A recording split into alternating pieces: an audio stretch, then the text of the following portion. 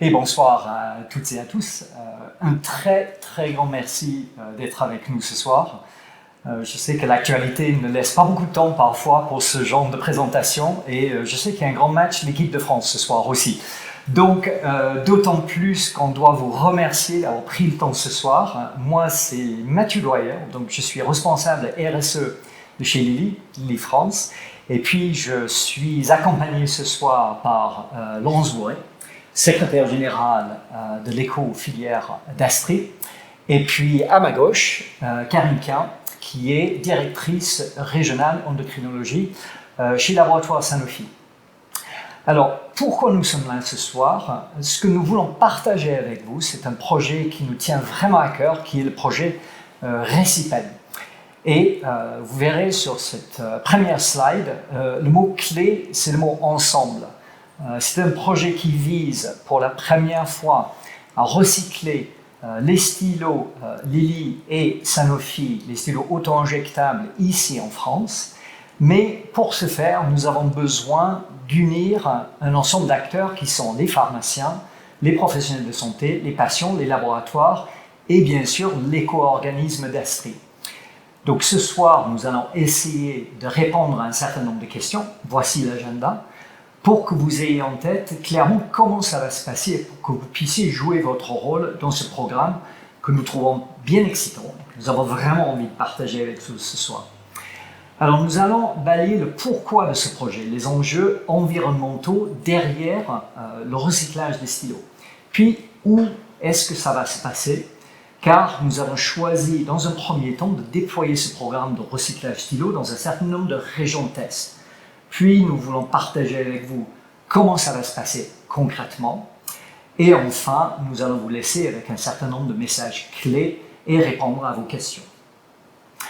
Enfin, avant de passer la parole à Laurence, je voulais partager avec vous vraiment 3 mots clés par rapport à ce projet. Vous avez vu, nous sommes 3 ce soir. C'est pas commun, il faut le dire.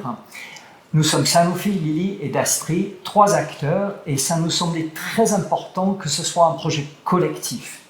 Également, nous voulons que ce soit un projet local, et c'est pour cela que nous sommes affiliés ou associés à l'éco-organisme d'Astrid. Et enfin, nous voulons que ce soit un projet simple, et c'est pour cela que Lilly et Sanofi s'associent pour avoir une filière unique pour nos stylos, afin que ce soit simple à la fois les professionnels de santé et aussi pour les patients. Voilà, avec cela, je vais passer la main à mes 2 collègues et nous serons à vous pour répondre à vos questions à la fin de cette présentation courte. Merci encore d'être là. Laurence, c'est à vous.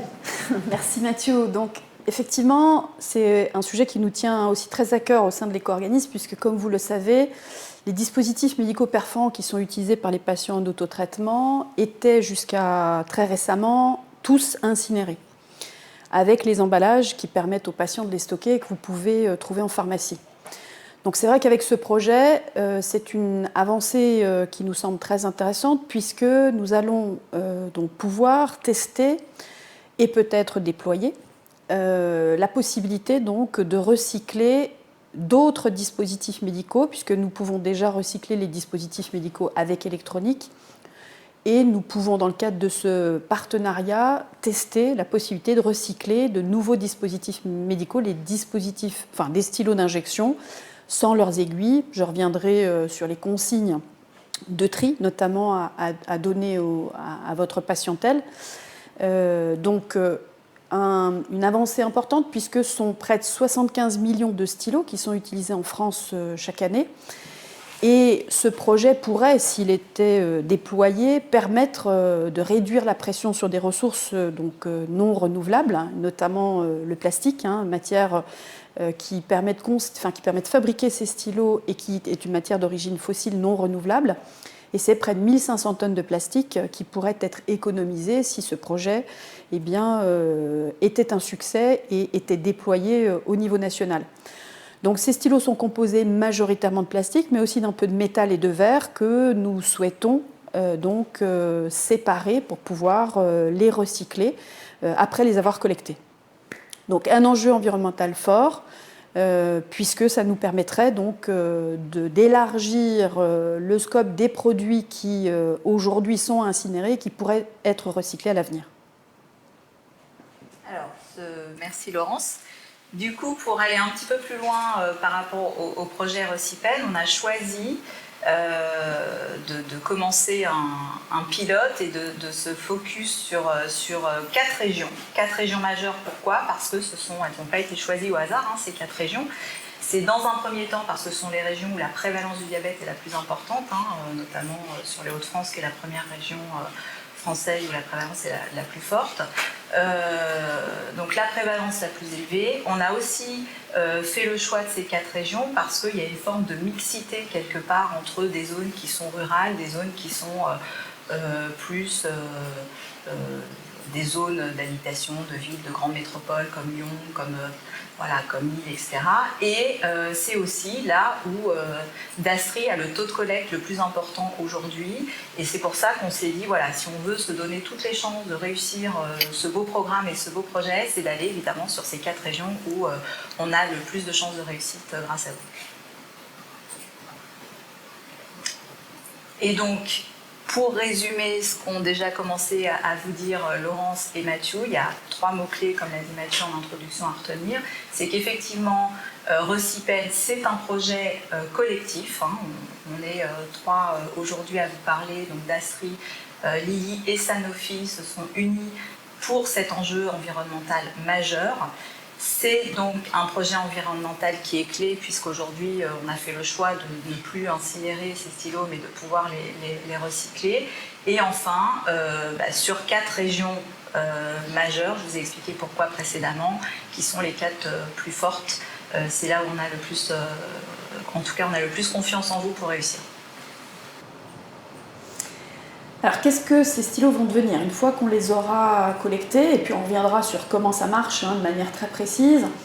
Eh bien, ce sont des stylos qui vont être orientés vers le Dastrilab. Donc, le Dastrilab, vous en avez déjà entendu parler. On a inauguré ce site l'année dernière en Bourgogne-Franche-Comté, à proximité d'un pôle de compétitivité en santé, donc TEMIS, qui regroupe, on va dire, qui est un écosystème en santé. On va trouver l'hôpital, mais on va trouver aussi les universités, les prestataires de santé à domicile, les fabricants de dispositifs médicaux, bref, un écosystème qui favorise le développement de l'innovation.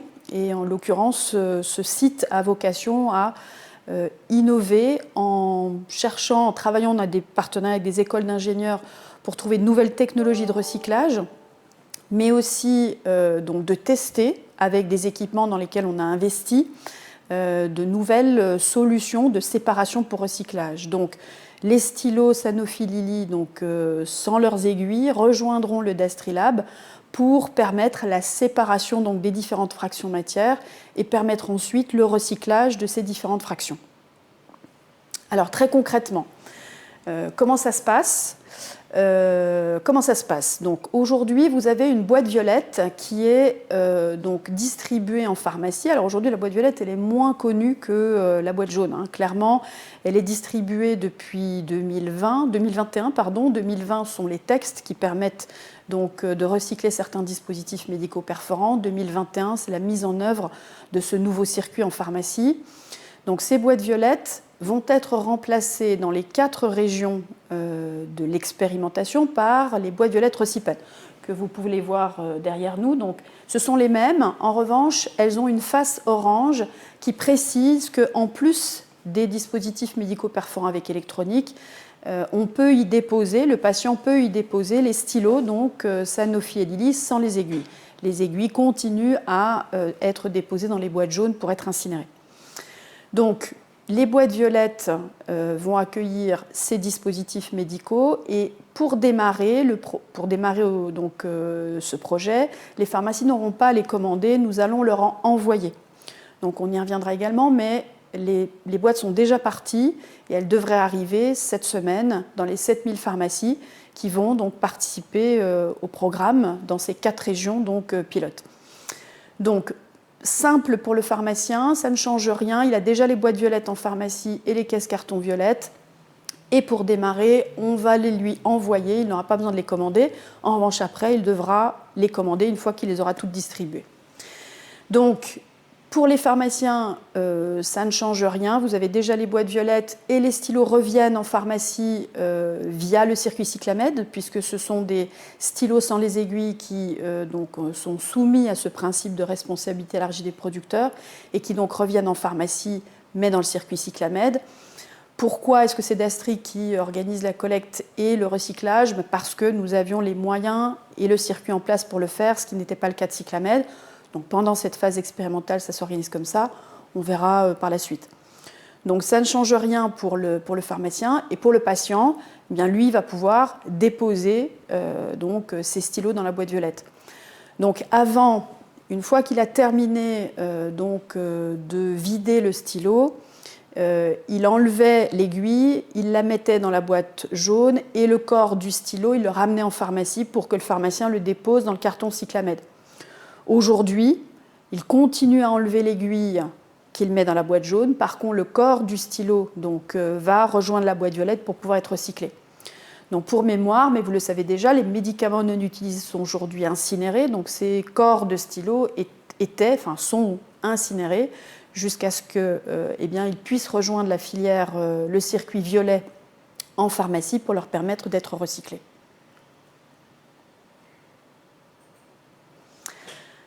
Donc je pense que j'ai fait à peu près le tour des sujets, puis on reviendra dans le cadre des questions, des sujets très concrets. On a une fiche pratique qui sera mise à disposition, mais je reviendrai aussi sur cette fiche pratique pour les pharmaciens. Et pour les patients, ma foi, ça ne change rien. Ils vont chercher leur boîte violette et ils par contre, peuvent déposer leur stylo sans les aiguilles dedans. Donc, pour terminer, peut-être. Ouais, le petit mot en fait, qui synthétise un peu tout ce qu'on vous a présenté jusqu'à présent. Et ce qu'il faut retenir, c'est qu'aujourd'hui, Recipen, c'est le premier programme totalement français de recyclage des stylos auto-injecteurs, puisque on récolte en France et on recycle en France. Donc ça, c'est quand même une très grande avancée aujourd'hui. Sur 4 régions pilotes, vous l'avez compris, que sont les Hauts-de-France, le Grand Est, l'Occitanie et l'Auvergne-Rhône-Alpes. Et comme vous l'a expliqué Laurence, en fait, ce qui change, c'est qu'aujourd'hui, le patient va pouvoir mettre à la fois son dispositif médical type CGM dans la boîte violette et orange, et il pourra également y mettre son stylo Lilly ou Sanofi, et il continuera comme toujours à mettre l'aiguille dans la boîte jaune comme d'habitude. Donc voilà, donc ça c'est ce qu'il faut retenir, et puis maintenant nous sommes tout à fait disposés à répondre à l'ensemble de vos questions si toutefois il y a des choses à éclaircir. Alors Vanessa qui est avec nous, notre chargée de communication, va prendre les questions et nous les poser et on va y répondre en direct. Donc, comment est né le projet Recipen? Peut-être Mathieu. C'est moi qui... Allez, je vais commencer. Mais j'aurais envie de dire, il y a plusieurs choses derrière ce projet. Il y avait déjà, et je pense que c'est le plus important, une demande forte venant des professionnels de santé et les patients. On sait très bien que la prise en charge d'une maladie chronique représente déjà une charge émotionnelle pour nos patients. Et nous n'avions pas, jusqu'à l'arrivée de ce projet, nous n'avions pas de solution à proposer à ces patients pour le recyclage de tout ce matériel qui est absolument nécessaire pour la gestion de leur pathologie. Et donc il y avait cette demande très très forte. Et après, je dirais, il y a un concours de circonstances qui est très heureux. Jusqu'à fin 2022, la législation en France ne nous permettait pas de faire autre chose avec les corps de stylo que de les incinérer. La législation a changé, ce qui nous a donné l'occasion de proposer une autre solution pour ces stylos. Et également, il y avait une opportunité à saisir côté Dastri, qui était en train de réfléchir à d'autres manières à traiter ces déchets, avec notamment la construction de la ligne à Besançon, avec comme possibilité l'idée de séparer les différentes matières. Enfin, je dirais aussi que nous avons commencé à réfléchir sur ce projet avec Dastri au début. 6 mois après, en mi-2023, il y a nos collègues de Sanofi qui ont vu la même opportunité. On est très heureux de les avoir avec nous, car ça simplifie grandement la vie des patients et des professionnels de santé. Et donc, c'est à la fois une opportunité législative, une opportunité technologique, et aussi une demande forte de l'ensemble des parties prenantes qui nous a amené à proposer ce projet aujourd'hui. Et on est très heureux de le faire. Donc on a une autre question qui nous vient. Qui est concerné par ce projet ? Alors tous les patients qui habitent les 4 régions qu'a citées donc Karine, donc Hauts-de-France, Grand Est, Auvergne-Rhône-Alpes et Occitanie, donc tous les patients qui habitent donc dans ces régions pourront dès la fin de la semaine aller demander à leur pharmacie, donc la pharmacie de proximité, eh bien leur boîte violette Recipen. Comme je l'ai évoqué, nous avons lancé la distribution, donc l'approvisionnement des pharmacies avec un kit donc Recipen constitué de 8 boîtes violettes avec cette face orange que vous pouvez voir derrière nous et d'une grande caisse carton dans laquelle les pharmaciens déposeront les boîtes une fois rapportées par leur patientèle pleine. Donc tous les patients des 4 régions qu'on a citées pourront dès la fin de la semaine aller chercher leur boîte en pharmacie et la rapporter une fois pleine. Ensuite, les pharmaciens la déposeront dans la grande caisse carton qui leur sera livrée avec les 8 boîtes et nous organiserons la collecte. Donc la collecte, comme pour les boîtes violettes, elle a lieu pour l'instant 2 fois par an. Donc la collecte de cette année, du début d'année vient de se terminer. La prochaine aura lieu fin octobre, début novembre. Cette information sera transmise aux pharmaciens dans les prochaines semaines. Et puis si le projet devait être un succès et que les quantités de stylos revenaient de manière significative en pharmacie, on ajustera cette fréquence de collecte qui est adaptée au DES électronique, donc capteur de glucose en continu et pompe patch, mais qui pourrait être, on va dire, pas tout à fait adapté au volume de stylos si ceux-ci devaient revenir de manière significative. D'autres questions, Vanessa ? Oui. Qu'est-ce que ce projet change pour les pharmaciens ? Alors pour les pharmaciens, pas grand-chose. Et pour les patients, beaucoup. Alors, ce n'est pas tout à fait juste parce que les pharmaciens nous disent, et on a un baromètre IFOP qui chaque année donc est réalisé. D'ailleurs, le baromètre 2024 va démarrer et donc les pharmaciens et les patients sont enquêtés. Donc on collabore avec l'IFOP pour ce baromètre. Et 91% des pharmaciens nous ont dit en 2023 être sensibles, préoccupés par les sujets environnementaux. Donc normalement, ça doit aussi changer beaucoup pour les pharmaciens comme pour les patients, que l'on puisse recycler et que l'on ne soit plus obligé d'incinérer les stylos. D'un point de vue opérationnel dans leur quotidien, ça ne devrait pas changer grand-chose puisqu'ils vont devoir commander, comme ils le font tous les jours sur le site d'Astri, les emballages, les mêmes que ceux qu'ils distribuent aujourd'hui à leur patientèle pour les capteurs glucose en continu et pour les pompes patch, et être collectés comme ils le sont habituellement pour ces produits-là. Donc normalement, et ça fait partie des sujets qu'on a travaillé avec les 2 laboratoires, on a cherché à simplifier à la fois le geste de tri du patient, une seule boîte, une boîte existante pour y déposer ces nouveaux dispositifs médicaux, enfin en tout cas ces dispositifs médicaux qui étaient avant incinérés, et pour le pharmacien, un circuit qui existe déjà et une organisation qu'ils connaissent déjà depuis 2 ans. Autre question, quels sont les produits concernés ? Alors les produits concernés sont les 2 stylos. Je ne sais pas si on peut citer le nom des stylos. A priori, non. Je ne sais pas non plus. Ok, donc on ne va pas le citer au cas où, parce que, vous le savez, en santé, il y a des règles très strictes sur la communication à faire sur les produits, sachant que l'éco-organisme, lui, n'est pas soumis à ces contraintes-là. Mais comme je suis en présence de nos 2 adhérents, ça a été grand débat.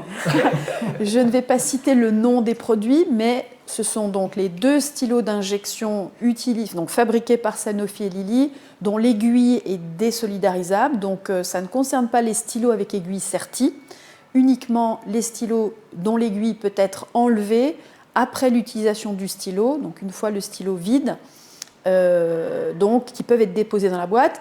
En plus, je le rappelle, des capteurs de glucose en continu et des pompes patch qui continuent à aller dans la boîte violette dans ces 4 régions.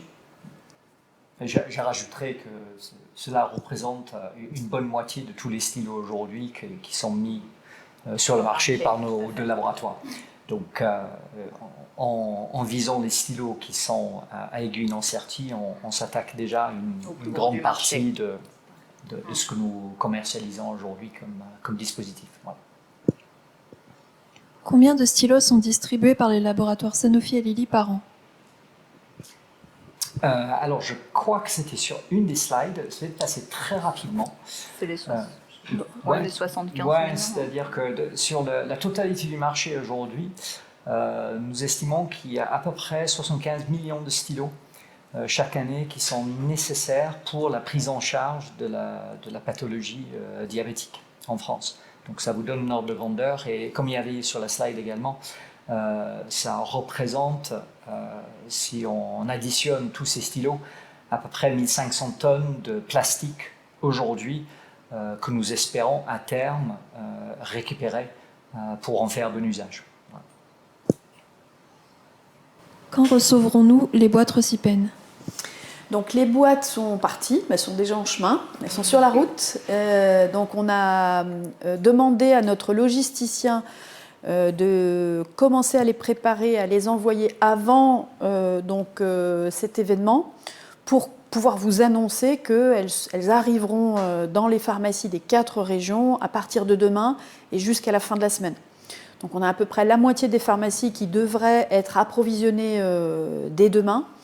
Et le reste va être livré d'ici à la fin de la semaine, donc d'ici vendredi. Si vous êtes impatient, donc concerné par l'utilisation de ces dispositifs médicaux, vous pourrez, dès la fin de cette semaine, aller chercher votre boîte en pharmacie, dans la pharmacie dans laquelle vous avez l'habitude de vous présenter pour aller chercher vos médicaments et vos produits. Donc d'ici la fin de la semaine, vous pourrez trouver ces boîtes en pharmacie dans les 4 régions. Cette expérimentation est-elle gratuite pour les patients? Oui, effectivement, je l'ai évoqué brièvement et c'est peut-être un peu technique, mais ce sont des produits qui sont soumis au principe de responsabilité élargie du producteur. Donc on parle de filière REP et donc ce sont des produits pour lesquels les laboratoires qui les commercialisent ont l'obligation d'organiser, de financer la fin de vie. Donc ça se fait dans un cadre réglementaire pérenne via le circuit Cyclamed et à titre expérimental dans le cadre du projet Recipen, donc pour pouvoir tester leur recyclage. Donc c'est effectivement une opération qui est financée à 100% par les 2 laboratoires concernés, donc Sanofi et Lilly. Donc aucune charge, quelle qu'elle soit, pour les patients ni pour les pharmaciens naturellement. C'était une bonne question. Les boîtes violettes Recipen vont-elles être distribuées en plus des boîtes violettes? Alors non, pour simplifier le geste de tri des patients et pour simplifier le quotidien des pharmaciens, la boîte violette Recipen remplace la boîte violette qui est distribuée partout en France. Donc il n'y a qu'une boîte dans ces 4 régions. Donc une boîte pour les capteurs glucose en continu, les pompes patch et les 2 stylos, donc sans aiguille, Sanofi et Lilly. Et cette boîte a la face orange. Remplace la boîte violette classique.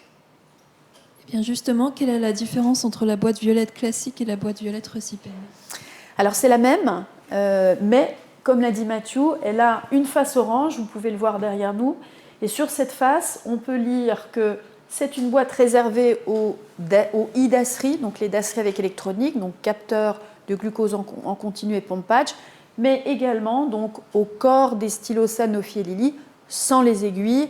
Et j'en profite pour rester quelques secondes sur l'importance de désolidariser l'aiguille du reste du corps du stylo. Vous l'avez vu, ce sont des emballages en carton qui ne peuvent accepter que des dispositifs médicaux perforants sécurisés. C'est le cas de la pompe patch, donc Omnipod, ou du capteur glucose en continu Dexcom.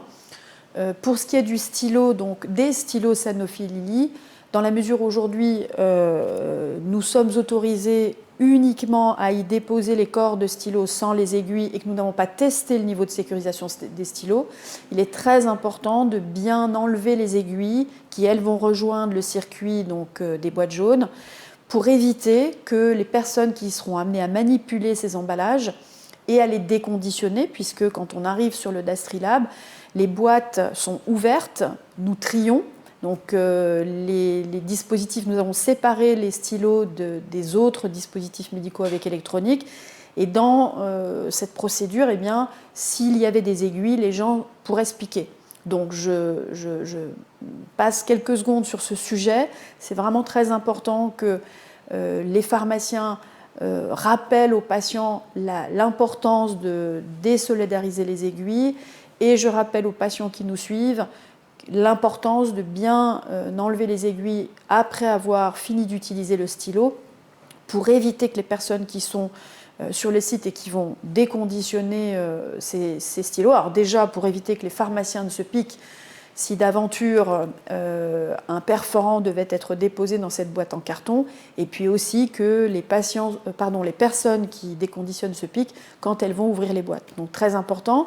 Et j'en profite aussi pour rappeler que nos boîtes, donc que ce soit les boîtes jaunes ou les boîtes violettes, ont une anse et qu'il est plus prudent pour les pharmaciens de manipuler cette boîte par l'anse pour éviter de se piquer si d'aventure un patient s'était trompé et avait déposé un dispositif médical perforant dans l'une des deux boîtes. Le patient peut-il avoir la boîte jaune et la boîte violette ? Ah oui, bien sûr, il peut tout à fait être équipé, par exemple, d'un capteur de glucose en continu et utiliser un stylo d'injection. Donc, il pourra, en l'occurrence, déposer ces deux produits dans la boîte, donc dans la boîte violette. Par contre, s'il devait utiliser ponctuellement une lancette ou pas de capteur de glucose en continu, mais des lancettes, eh bien, ces lancettes devront rejoindre la boîte jaune. Donc, un patient peut tout à fait avoir besoin des deux boîtes pour pouvoir y stocker l'ensemble de ces dispositifs médicaux, donc pour les éliminer ou pour les recycler. Combien de pharmacies au total sont concernées par le projet ? 7400, voilà, sur les 4 régions pilotes, en fait, c'est ce qu'on vous a montré tout à l'heure. Donc je rappelle les 4 régions, j'en profite. Le Grand Est, les Hauts-de-France, l'Occitanie et l'Auvergne-Rhône-Alpes. Et donc, c'est 100% de ces pharmacies sur ces 4 régions qui sont concernées, et ça fait un total de 7400 pharmacies. Avec les boîtes violettes qui sont en route actuellement. Ouais. Voilà. Tout à fait. Donc, plus de 7000 pharmacies, c'est un tiers de l'ensemble du réseau officinal. Donc, c'est quand même une expérimentation, on va dire, robuste, puisque il y a à peu près 20 000 pharmacies en France. Donc, on est sur à peu près un tiers de l'ensemble du réseau officinal. Comment commander les boîtes Recipen ? Alors ça, c'est une question pour toi. Alors, les boîtes Recipen, donc, comme je l'ai évoqué tout à l'heure, les premières boîtes vont vous arriver sans que vous n'ayez rien à faire. Donc, elles sont en route et elles vont arriver en pharmacie d'ici la fin de la semaine. À l'avenir, quand vous aurez distribué l'ensemble des boîtes qui sont en cours donc, d'acheminement, eh bien, vous vous connecterez tout simplement sur votre espace dédié sur le site d'Astri. Vous avez l'habitude de commander les boîtes jaunes et les boîtes violettes classiques. Donc, pour les pharmacies des 4 régions qui viendront commander des boîtes, elles verront apparaître la boîte violette Recipen à la place de la boîte violette classique. Et donc, vous commanderez les mêmes quantités que celles habituellement.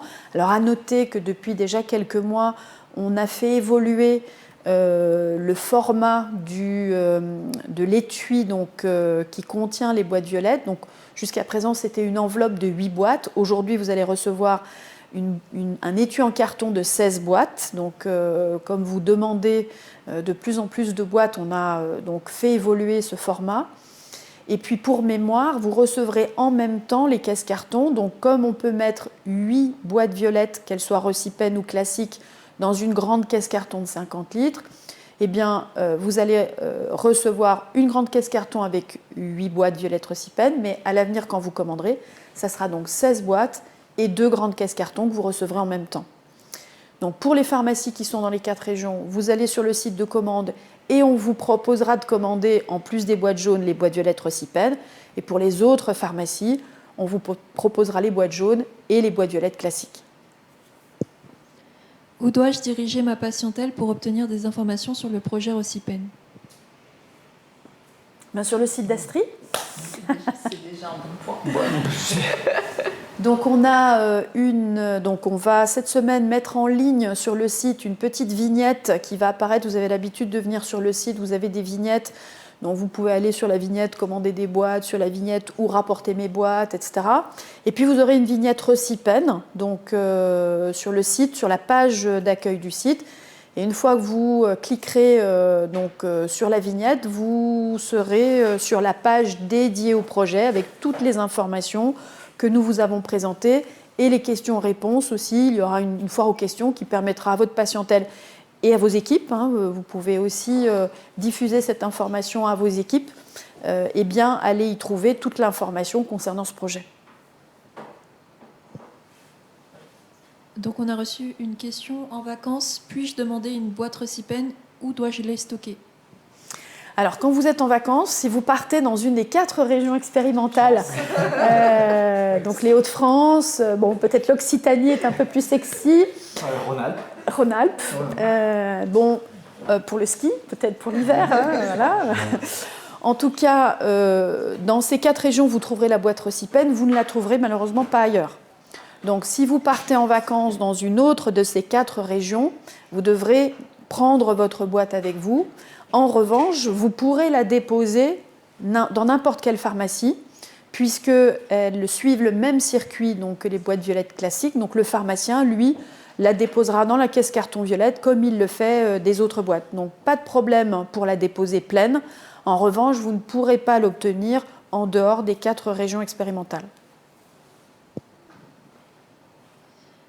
Qu'est-ce que deviennent les stylos après recyclage? Alors, on a évoqué le fait de séparer les différentes fractions matière. Donc aujourd'hui, très concrètement, quand les stylos arrivent, on a déjà évoqué le fait qu'on allait les trier, donc on les sépare des autres dispositifs médicaux avec électronique. Et puis parfois, on les sépare aussi des erreurs de tri, puisqu'il arrive que les patients se trompent. Et donc, on sépare les dispositifs médicaux qui ne devraient pas être dans ces boîtes. Et ensuite, étape par étape, on va séparer donc les différentes fractions matière. Donc la première étape, on casse ces stylos dans ce qu'on appelle un broyeur qui va choquer les stylos contre une cuve métallique qui va permettre d'ouvrir les stylos. Ensuite, on va passer ces stylos par un tunnel de désinfection parce que on a aujourd'hui un équipement qui prévoit la désinfection de ces dispositifs médicaux. Et puis ensuite, on va séparer avec un aimant les matières ferreuses des matières non ferreuses. Et la dernière étape, ça va être d'utiliser une machine qu'on appelle une machine de tri optique qui va utiliser des caméras pour séparer dans certains cas les morceaux de plastique des morceaux de verre. Ou certains métaux qui ne sont pas ferreux et qui n'ont pas été séparés avec l'aimant, donc on appelle aussi un overband.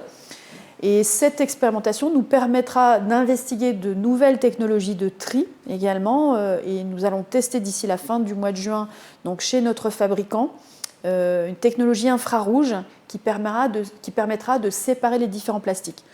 Donc pour l'instant, une étape de broyage, entre guillemets, de séparation par aimant pour les matières ferreuses non ferreuses et du tri optique avec caméra, et peut-être au cours de l'expérimentation de nouvelles technologies, parce que ça va aussi servir à ça, cette expérimentation, chercher de nouvelles technologies de séparation pour permettre d'avoir un tri plus fin.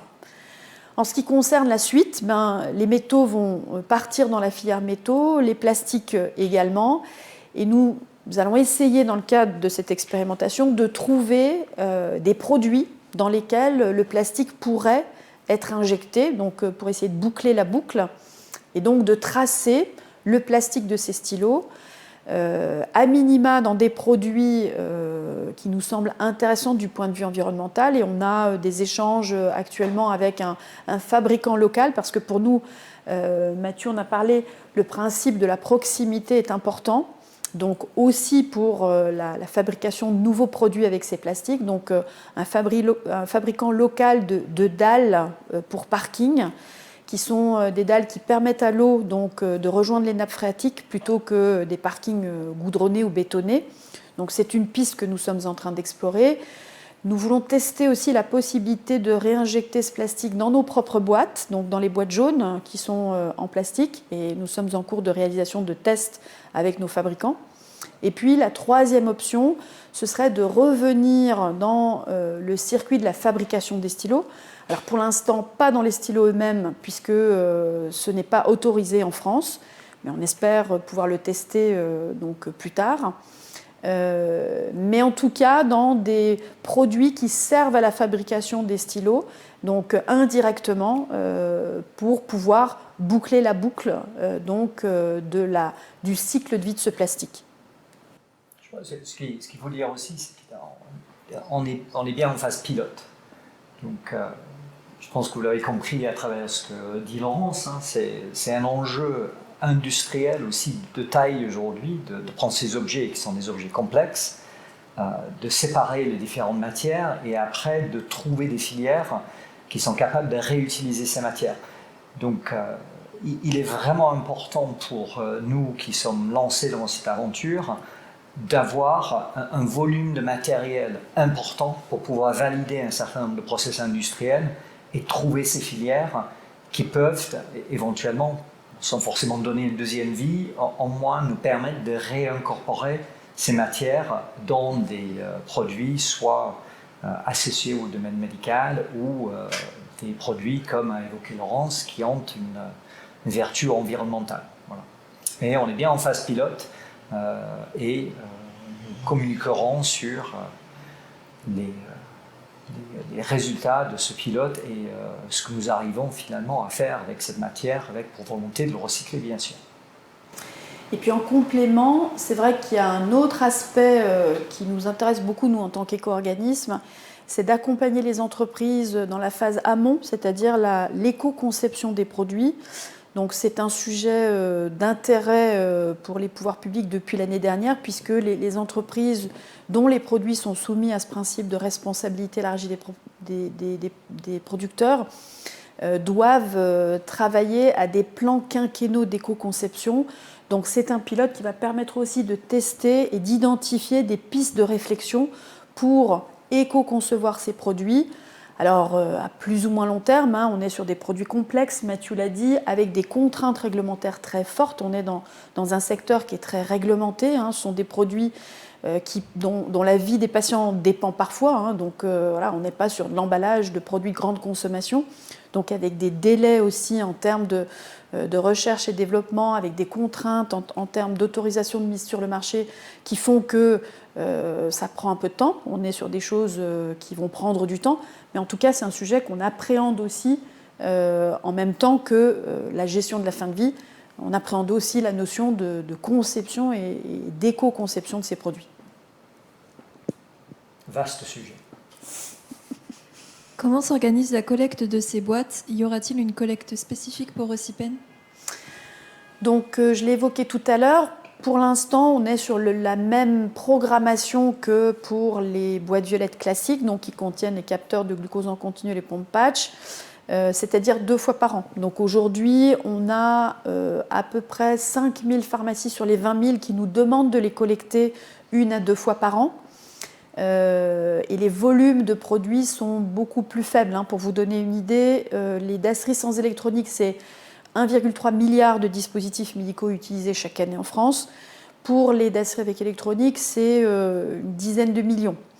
Donc la fréquence a été mise en œuvre sur la base de textes, puisque vous le savez, les fréquences de collecte sont liées au texte et en particulier au Code de la santé. Donc le Code de la santé prévoit pour ces produits 1 à 2 opérations de traitement par an. Donc on en fait 2 aujourd'hui. En revanche, comme je l'ai évoqué, dans la mesure où les stylos, qui aujourd'hui rejoignent le circuit Cyclamed, donc passe par la pharmacie, mais via le circuit Cyclamed, reviendrait de manière significative. Mathieu et Karine ont parlé de 75 millions sur l'ensemble du territoire national. Donc là, on est en expérimentation et notre objectif, c'est de collecter à l'issue du programme, donc qui va durer 12 mois, 30% des stylos qui auront effectivement été utilisés sur ces territoires.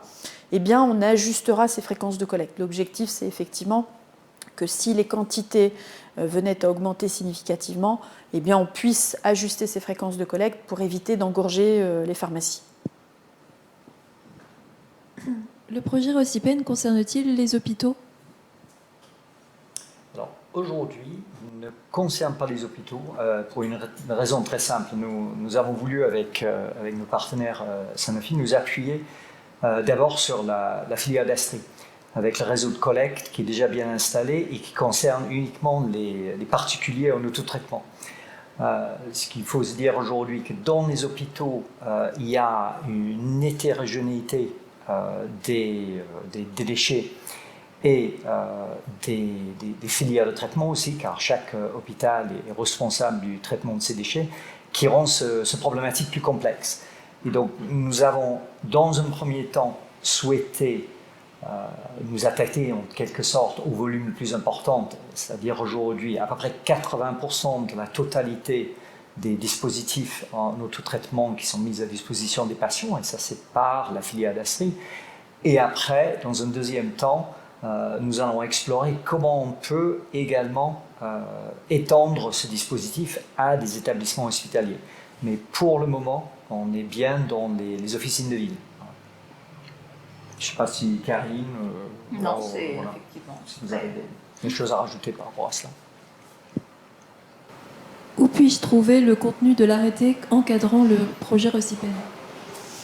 Alors effectivement, c'est une expérimentation qui est autorisée par le ministère de la Santé. Le ministère de la Santé est très attentif à ces expérimentations, puisque pour avoir démarré cette filière il y a un peu plus de 10 ans, c'est vrai que les sujets liés à l'environnement n'étaient pas forcément des sujets de préoccupation du ministère de la Santé, et réciproquement. Pour être tout à fait clair, le ministère de l'Environnement n'était pas forcément très sensible aux sujets liés à la santé. On voit ces choses évoluer, les relations entre les deux ministères évoluer, et un intérêt beaucoup plus marqué pour le ministère de la Santé pour des sujets environnementaux. Et donc c'est une expérimentation qui a fait l'objet d'un décret de dérogation, puisque, comme je l'évoquais en introduction, ce sont des déchets qui aujourd'hui sont incinérés via la filière des médicaments non utilisés, éco-organisme Cyclamed, qui passe par la pharmacie, mais qui est collecté par la filière Cyclamed. Et donc il a fallu obtenir une dérogation pour pouvoir expérimenter, d'abord de manière un peu générique, c'est-à-dire une dérogation à la réglementation, puis obtenir l'autorisation de mettre en œuvre ce projet. Et donc les deux laboratoires ont séparément déposé un dossier de demande d'autorisation au ministère de la Santé, ce qui a fait l'objet d'un arrêté d'autorisation, et qui lui dit précisément, et nous avons accompagné les deux laboratoires pendant quelques semaines, voire quelques mois d'instruction auprès du ministère de la Santé, qui lui a regardé en détail le projet et posé un certain nombre de questions sur nos modalités de collecte, la sécurisation de la collecte, les modalités de recyclage, etc., pour pouvoir autoriser ce projet particulier, Recipen, à démarrer. Donc les arrêtés seront disponibles sur le site d'Astri, en tout cas le lien avec les arrêtés seront disponibles sur la page Recipen, qui sera bientôt en ligne, courant de cette semaine, qui sera en ligne cette semaine, et sur laquelle vous pourrez aller chercher toutes les informations concernant le projet. Comment sommes-nous approvisionnés en caisse carton pour stocker les boîtes patients ? Alors effectivement, c'est un peu différent de ce qui se passe pour les boîtes jaunes, puisque pour les boîtes jaunes, c'est l'opérateur qui collecte qui vous remet les caisses cartons jaunes sur la base du 1 pour 1. Il enlève 3 cartons pleins, il vous remet 3 cartons vides. Pour le circuit violet, en tout cas pour l'instant, les caisses cartons vous sont livrées avec les boîtes. Donc c'est le logisticien qui vous livre les boîtes que vous avez commandées, qui vous livre également les caisses cartons. Donc, comme je l'ai évoqué un peu plus tôt, pour le kit que vous allez recevoir, il sera composé de 8 boîtes Recipen et d'une grande caisse carton. On peut mettre un maximum de 8 boîtes dans une grande caisse carton. Et quand vous recommanderez, quand vous aurez distribué l'ensemble des boîtes de ce kit et que vous commanderez sur le site d'Astri, vous recevrez 16 boîtes dans un étui carton et une grande caisse carton dans laquelle stocker ces 16 boîtes une fois donc rapportées par votre patientèle qui les aura remplies à leur domicile. Pourquoi seulement les stylos Lily et Sanofi sont concernés? Alors comme je l'ai... Alors tu peux y aller, vas-y, je t'en prie. J'ai envie de dire, c'était vraiment une volonté de nous appuyer sur un circuit local, en fait.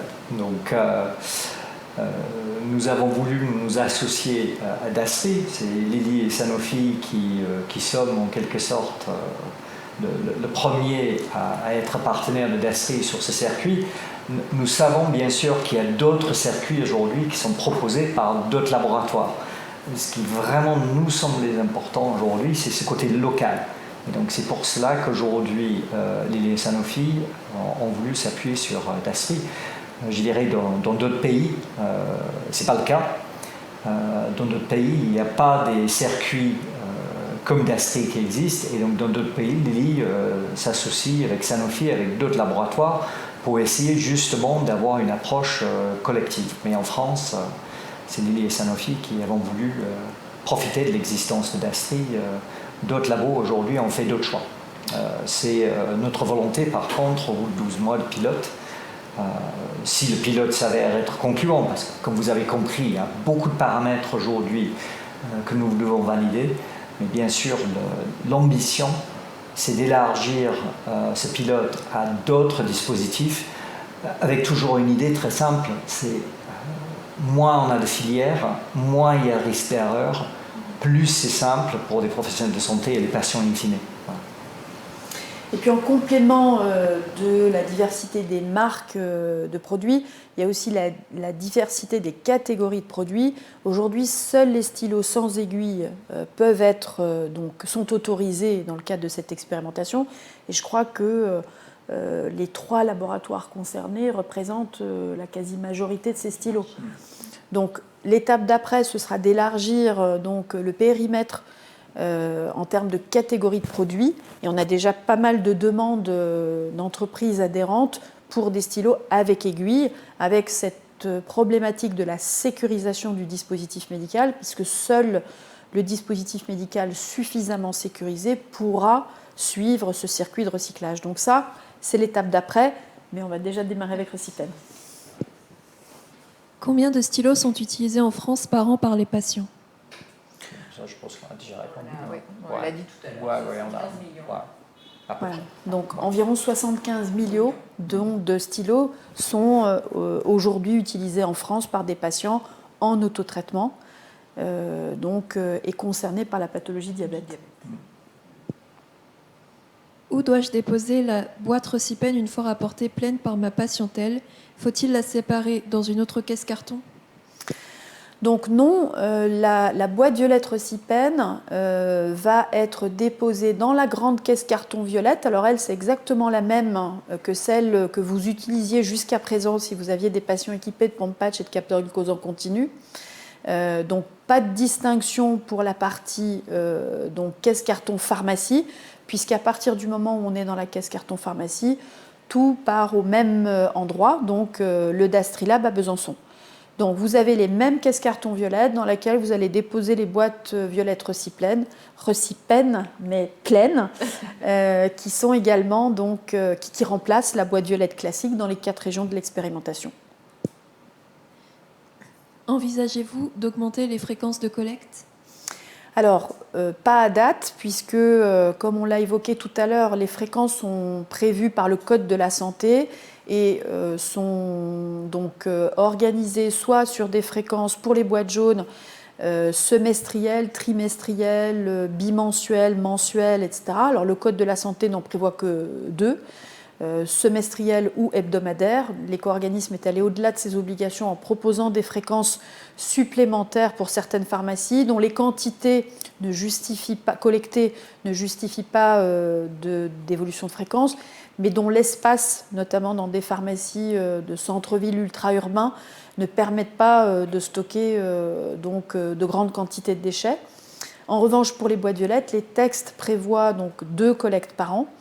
Avec donc 1 à 2 collectes par an, pour être tout à fait précis, avec des volumes, je l'ai évoqué tout à l'heure, qui sont beaucoup moins importants que les dasseries sans électronique.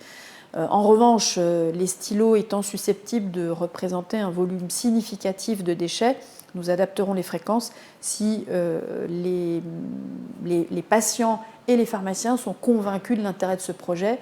Et si les volumes donc, de stylos utilisés qui arriveront au Dastrilab eh bien, sont significatifs. Y a-t-il un texte qui stipule l'obligation pour le pharmacien de collecter les boîtes Recipen ?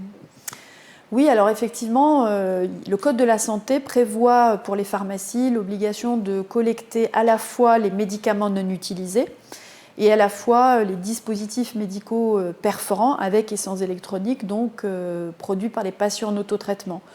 Donc on revient au principe de la responsabilité élargie du producteur. Les metteurs sur le marché ont l'obligation d'organiser et de financer la fin de vie. Donc le projet est financé à 100% donc, par les 2 laboratoires, donc Sanofi et Lilly. Et les pharmacies ont effectivement l'obligation de récupérer à la fois les médicaments non utilisés, ce qui est le cas pour les stylos sans aiguille, à la fois les dispositifs médicaux perforants avec et sans électronique, c'est le cas des capteurs glucose en continu et des pompes patch qui vont être déposés dans cette boîte violette Recipen. Pourquoi les pharmaciens sont responsables de la collecte ? Alors, c'est le législateur qui a demandé aux pharmaciens de participer à cette filière qui était très attendue par les patients. Ce qu'évoquait Mathieu donc, sur le fait qu'il n'y a qu'en France que ce dispositif existe, il faut savoir que dans d'autres pays, les patients payent, achètent leur boîte ou déposent leurs déchets dans des bouteilles plastiques ou des bouteilles de lait, ce qui crée donc un certain nombre d'accidents. Et c'est la raison pour laquelle le législateur en France a souhaité qu'une filière séparée, sécurisée soit mise en place. Donc en faisant porter le financement, l'organisation sur les metteurs en marché, donc les laboratoires qui commercialisent ces produits, et en impliquant les pharmacies dans le fonctionnement de cette filière, donc en leur demandant de distribuer les emballages, donc les boîtes jaunes et les boîtes violettes, et en leur demandant donc de collecter ces boîtes une fois pleines. Alors, il faut savoir que la pharmacie elle est plébiscitée par le pharmacien, par le patient, quand on lui pose la question de quel est le circuit qui vous semble le plus simple et le moins contraignant. Eh bien, c'est la pharmacie qui revient donc dans ces enquêtes en premier. Parce qu'effectivement, il y a 20 000 pharmacies en France, donc très grande proximité. Tous les patients, toutes les personnes qui en ont besoin ont une pharmacie à proximité. C'est effectivement aussi un service de qualité, puisque par rapport à d'autres déchets où vous êtes seul face à une borne à l'entrée d'un grand magasin, dans une pharmacie, vous avez un pharmacien ou une équipe officinale qui peut répondre à vos questions, qui peut vous accompagner, d'où le succès de ce dispositif. Clairement, le fonctionnement et la performance de ce dispositif, je rappelle que la filière, via les pharmacies, collecte 83% des 1,3 milliard de dispositifs médicaux qui sont utilisés chaque année par les patients, repose en grande partie sur ce réseau officinal. L'exception française, voir comme ça. Le projet va-t-il s'étendre à l'avenir dans d'autres régions ? Karen, Alors pour l'instant, c'est vrai on est en phase pilote et donc on a choisi, comme je vous l'ai dit tout à l'heure, de se concentrer sur ces 4 régions parce que ce sont les régions où la prévalence du diabète est la plus forte, où le système existant de collecte fait par Dastri a aussi le taux de collecte le plus important. Donc c'est vrai qu'aujourd'hui, on a choisi de commencer par ces 4 régions. Et l'idée, donc vous avez compris que c'était un pilote qui va durer pendant 1 an. Et au bout d'1 an, notre ambition et notre souhait le plus cher, je dirais, c'est de pouvoir élargir justement cette phase pilote à l'ensemble du territoire français et que chaque patient puisse retrouver sa boîte violette et orange Recipen dans toutes les pharmacies de France, c'est-à-dire les 22 000 pharmacies. Donc finalement, on retourne la question aux patients et aux pharmaciens. Ouais. Souhaitez-vous que ce projet soit déployé sur l'ensemble du territoire? Réponse dans 12 mois. C'est surtout ça. Les boîtes Recipen sont-elles déjà disponibles en pharmacie? Alors pas encore, on l'a évoqué tout à l'heure, elles sont sur la route. Elles devraient arriver pour les premières dans les tout prochains jours, demain, après-demain, et pour les dernières en fin de semaine. Mais on a déjà plus de 3000 pharmacies qui devraient être sur les 7000 qui devraient être approvisionnées demain ou après-demain, et le reste des pharmacies d'ici la fin de la semaine. Donc pas encore, mais très bientôt. Peut-on mettre les stylos avec aiguille dans les boîtes violettes Recipen? Alors non, on ne peut pas les mettre dans les boîtes Recipen. Seuls les stylos dont l'aiguille peut être désolidarisée, donc à la fin de l'utilisation, une fois que le stylo est vide, le patient doit enlever l'aiguille, déposer l'aiguille dans la boîte jaune et ne mettre dans la boîte Recipen que le corps du stylo. Aujourd'hui, on l'a évoqué tout à l'heure, le niveau de sécurisation du dispositif médical n'a pas été testé puisque nous ne sommes autorisés à recycler que les stylos sans aiguille. Ça fera partie des projets à venir. Quels sont les avantages pour le pharmacien? Répondre à une attente de sa patientèle, puisque quand on fait un baromètre, les baromètres annuels, non seulement, je l'ai évoqué tout à l'heure, mettent en avant, on va dire, l'intérêt des pharmaciens pour ces préoccupations environnementales. Et donc, j'en profite pour rappeler que dans le cadre d'une convention qu'on a signée avec la FSPF, on a proposé depuis déjà quelques mois aux pharmaciens un MOOC, donc des cours en ligne qui sont disponibles donc, sur France Université Numérique et qui permettent aux pharmaciens de s'approprier donc le bon fonctionnement de la filière, etc., mais aussi des sujets un peu plus larges liés à l'éco-responsabilité en pharmacie. Et le 3e module, qui devrait arriver pendant l'été, fera la part belle justement à ces sujets. J'ai discuté récemment avec la présidente d'une association qui a développé un label éco-responsable en pharmacie. Donc c'est des sujets qui vous seront présentés dans le cadre de ce MOOC. Mais aussi on fera intervenir le Shift Project puisque, vous le savez, le système de santé a un impact sur donc le changement climatique et notamment les dispositifs médicaux, les médicaments aussi, constitue une part assez significative de cet impact sur le changement climatique. Donc, des choses à faire avancer, une préoccupation des pharmaciens. Je l'évoquais en 2023, 91% des pharmaciens interrogés nous disaient être sensibles à ces problématiques environnementales. Donc, on espère répondre à vos attentes en proposant ce projet, mais aussi des préoccupations de la part de votre patientèle, puisqu'on est à peu près dans les mêmes proportions quand on interroge les patients, qui nous disent être préoccupés donc, de la quantité de déchets qu'ils produisent pour se soigner et donc de leur intérêt pour des solutions plus vertueuses, moins impactantes pour l'environnement. Donc pour conclure sur cette question, eh bien, on espère répondre aux attentes des pharmaciens et à celles des patients. Quel est l'impact environnemental du projet ? Alors aujourd'hui, on n'est pas en capacité de le dire et on sera en capacité de le dire à la fin du pilote. En revanche, ce qu'on peut partager dès maintenant, c'est le fait de réduire la pression sur des ressources non renouvelables. On l'a évoqué tout à l'heure, 1500 tonnes de plastique pour fabriquer ces 75 millions de stylos. Et bien, l'idée, c'est de détourner ce plastique de l'incinération ou de l'enfouissement, ce qui est le cas aujourd'hui. Les stylos et le plastique des silos, ces 1500 tonnes de plastique partent à l'incinération ou à l'enfouissement. Donc l'objectif, c'est déjà de détourner ces matières non renouvelables, de l'incinération et de l'enfouissement. Et puis on verra jusqu'où on peut aller dans le cadre de ce pilote. Donc rendez-vous dans 12 mois et peut-être avant, si on arrive à avancer plus rapidement, puisque on reviendra vers la communauté des pharmaciens et des patients tout au long de l'expérimentation. On n'attendra pas 12 mois pour vous dire où on en est. On vous fera suivre nos aventures, parce que c'est une aventure, pour vous permettre de participer aussi, et peut-être de faire aussi d'y contribuer en termes d'idées et de solutions. C'est vraiment une question très très compliquée aujourd'hui. L'impact environnemental, si on parle par exemple de bilan carbone, c'est difficile de répondre à cette question, voire impossible sans avoir testé. Parce qu'il y a un ensemble de paramètres aujourd'hui, que ce soit au niveau du collecte, au niveau du recyclage, au niveau de la réutilisation des plastiques, comme Laurence a pu expliquer tout à l'heure. Donc, sans avoir testé sur un volume de stylos important dans la vraie vie, aujourd'hui, il est difficile de fournir un bilan précis, d'où l'intérêt de faire ce pilote. Et c'est vraiment la volonté à la fin, c'est d'analyser ce que nous sommes capables de faire. Ce qu'on peut dire, c'est que les projets qui visent à détourner la plastique de l'incinération ont plutôt un bilan positif, selon les données que nous avons pu voir d'organismes type l'ADEME.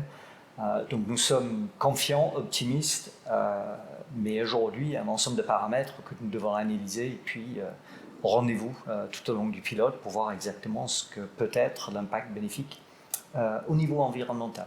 Voilà. Et une toute dernière question, en combien de temps peut-on les En combien de temps peut-on les obtenir après les avoir commandés? Donc je pense qu'on parle des boîtes violettes Rocipen. Donc pour mémoire, pour démarrer, vous allez les recevoir sans les commander, et ça va arriver d'ici la fin de la semaine. Pour les commander, une fois que vous les avez commandés, comme pour les boîtes jaunes et les boîtes violettes classiques, 5 jours ouvrés. Donc quand vous commandez, souvent on a des patients qui nous disent « ma pharmacie nous dit qu'elle ne peut pas en avoir ». On en a, il n'y a pas de sujet. Peut-être que la pharmacie n'en a pas commandé. Et si un patient vous le demande, le jour où vous commandez, 5 jours ouvrés après, vous les recevez. Et généralement, c'est moins, mais nous, on s'engage sur maximum 5 jours ouvrés. Donc, il est 20h. Est-ce que vous pouvez nous faire un rapide résumé de ce qu'il faut retenir? Excellent. Je vais tenter. Je vais revenir sur les 3 mots-clés, peut-être. C'est un projet collectif, donc vraiment, nous avons voulu que ce soit simple pour les patients, pour les pharmaciens. Et c'est pour cela que nous sommes 3 ici ce soir, parce que ce n'est pas la peine de multiplier les réseaux de collecte ni les dispositifs de recyclage. Donc ça, c'est la première chose. Et vous avez compris que nous avons voulu faire quelque chose de simple. On s'appuie vraiment sur un circuit qui est connu aujourd'hui, des boîtes violettes. Enfin, on veut que ce soit local. Donc tout cela se passe, et c'est une première, sur le sol français, à la fois le collecte, mais bien sûr le tri et le recyclage. Ce que je dirais aussi, c'est que malgré tout cela, on a besoin de tous les acteurs pour opérer ce changement. Ça ne peut que marcher que si le geste, c'est-à-dire de mettre le corps de stylo dans la boîte violette, si ce geste est accompli par le patient, si les explications sont claires de la part des laboratoires, de DASRI, des pharmaciens, ça peut marcher. Donc on a besoin de tous ces acteurs et leur bonne volonté pour que finalement on aboutisse à des conclusions positives à la fin du pilote de 12 mois. Voilà. Je sais pas, Karine, Laurence, si vous avez... Pour rebondir sur ce que vient de dire Mathieu, et notamment sur le fait qu'on ait besoin de tous les acteurs effectivement, qui sont autour de la prise en charge du patient diabétique, on a commencé déjà à parler de notre programme et de nos ambitions et de là où on voulait aller. Et en tout cas, les premiers retours qu'on a, c'est qu'effectivement, que ce soit les professionnels de santé et particulièrement les diabétologues ou les patients eux-mêmes sont vraiment en demande de cette nouvelle solution qui leur est proposée. Et en tout cas, encore aujourd'hui, moi, on m'a demandé quand on va avoir les boîtes pour pouvoir vraiment démarrer. Donc, je crois vraiment au projet et on sent qu'il y a une attente et une attente forte des patients eux-mêmes et des professionnels de santé qui sont aussi de plus en plus sensibles, c'est vrai qu'on ne l'a pas dit, mais qui sont aussi de plus en plus sensibles et attentifs à cette notion de recyclage. Et ce n'est pas pour rien non plus si on a de la demande de la part des établissements hospitaliers aujourd'hui, c'est qu'eux-mêmes réfléchissent à des solutions et ils ont envie d'aller sur ce terrain et de voir ce qu'on peut leur proposer. Donc voilà, prochaine étape. Voilà, et bien, prochaine étape. Pour les patients, allez demander vos boîtes en pharmacie. Elles seront dans les plus de 7000 pharmacies des 4 régions pilotes à partir de la fin de la semaine. Et pour les pharmaciens, eh bien, écoutez, on compte sur vous pour distribuer ces boîtes et pour accompagner ce projet. Merci à tous, excellente soirée et à très bientôt. Merci beaucoup. Merci à vous.